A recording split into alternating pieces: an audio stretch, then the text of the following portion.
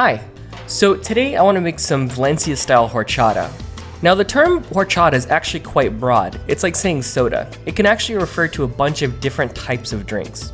Now in North America, the horchata that I was most familiar with was the stuff that's available from Mexico, which is made with rice and cinnamon and is really delicious. I've actually made it in the past on this channel. Now the stuff I want to make today is what you'll find in Valencia, Spain, and it's made from a thing called tiger's nut, which is actually not a nut, but it's actually closer to something like a peanut.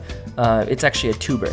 So this recipe is really simple, and I think that it makes a much more refreshing drink in the summertime. It has kind of a thirst quenching thing that I don't really find with the Mexican style horchata. It's really simple if you can find the tiger's nut, and yeah, so let's go ahead and make it.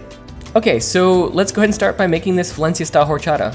So the first thing we need to do is find some tiger's nut, and to do that, I just found mine online. However, I've been told that you can find these in African markets sold under the name of chufa. Now these things are definitely worth trying just on their own because they have a very interesting flavor. It's almost like a cross between a peanut and a raisin.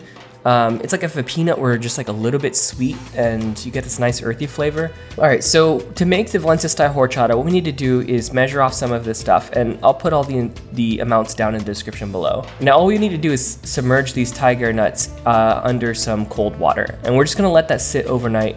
And then the next day when we return to it, we should see that they become nice and plump and a little bit squishy.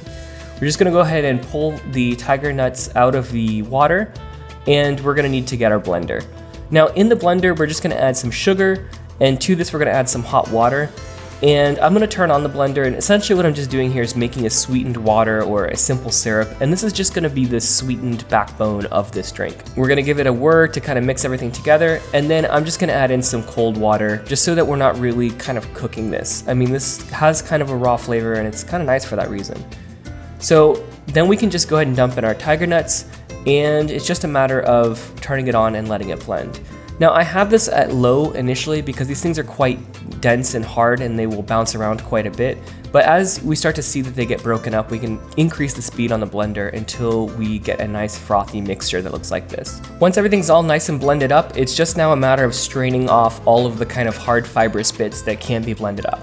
So to do this, I'm using a nut milk bag, just like you would use for making soy milk or anything like that. And we're just gonna pour this through this bag, and it's just essentially a fine sieve, which is just gonna collect all of the kind of fiber, which is not really what we want in our drink. So just go ahead and give that a squeeze and really just try to extract as much of that as possible. And we're just gonna pour this into a measuring cup, and I decided to put this into a milk bottle because I thought it was a nice little storage. I think serving it cold after it's been in the fridge for a few hours is really great. And then just, if you want to, you can garnish this with a little bit of cinnamon, and then that's pretty much it. That's the recipe for Valencia style horchata, and I definitely recommend making this, especially in the summertime. It's super, super refreshing. Anyways, that's it for this week. I'll see you guys next week. All right, bye.